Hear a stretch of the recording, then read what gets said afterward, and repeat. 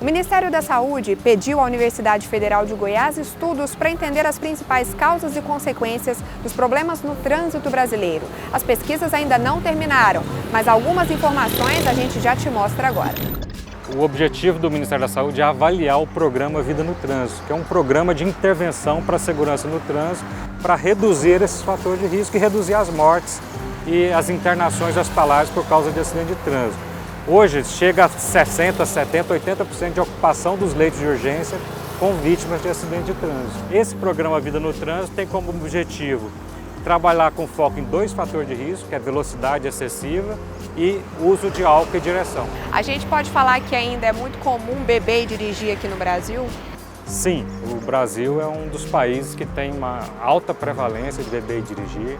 Existem desigualdades regionais no Brasil, ela é mais prevalente aqui na região centro-oeste, na região nordeste e menos prevalente na região sul ou sudeste. É um fator extremamente importante, como causa de morte, causa de lesão causada por acidente de trânsito. Uma das pesquisas que fazem parte desse estudo é a do Rafael, que buscou entender o perfil de quem bebe e dirige aqui no Brasil. Rafael e o orientador professor Otaliba levaram em conta dados de 2 pesquisas do Ministério da Saúde.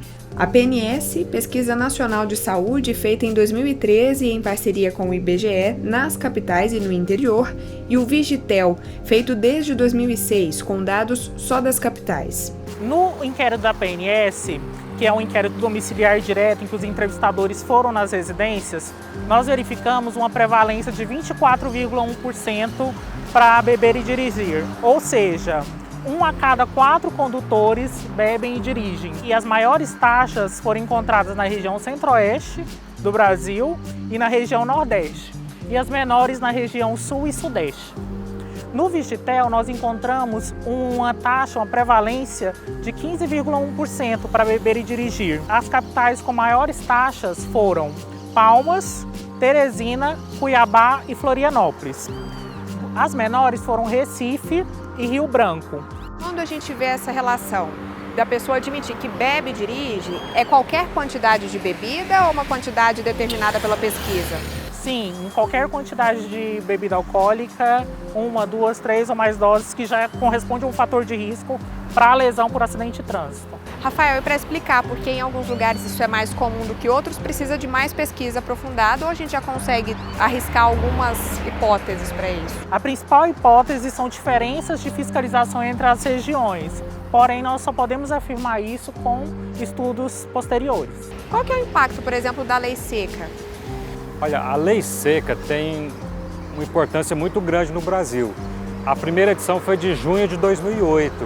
Ela entrou em vigor, teve uma adesão imediata dos condutores, praticamente se parou de beber e dirigir e praticamente se esvaziou os leitos hospitalares nos hospitais de urgência do Brasil.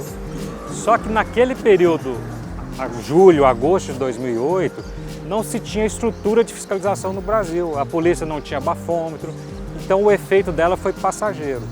Depois se estruturou as polícias no Brasil, toda a parte de fiscalização, e a segunda edição da Lei Seca, que foi de 2012, dezembro de 2012, aí ela já teve um impacto mais duradouro que dura até os dias atuais. Então, o que inibe, o que faz as pessoas não beberem e dirigir depois é a fiscalização?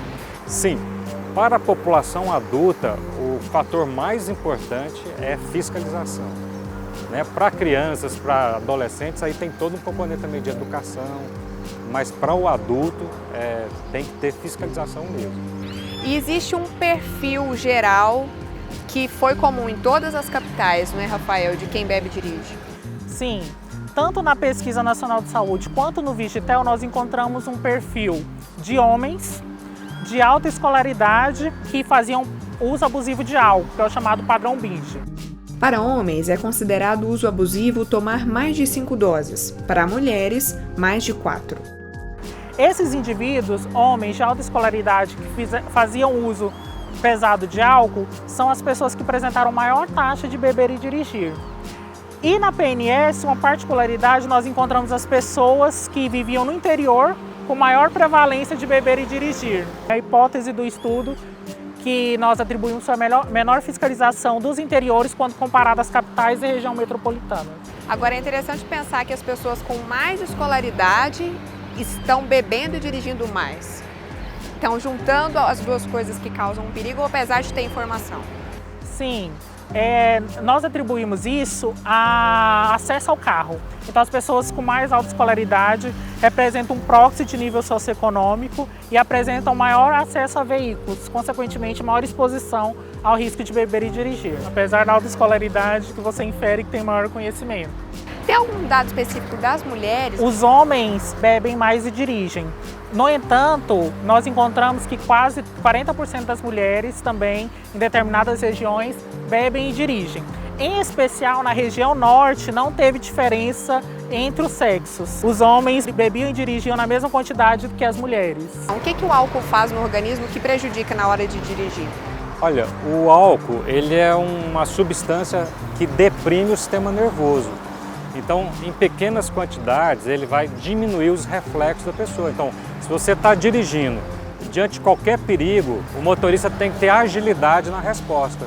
O álcool diminui essa agilidade, ou seja, ele aumenta a chance de provocar um acidente de trânsito.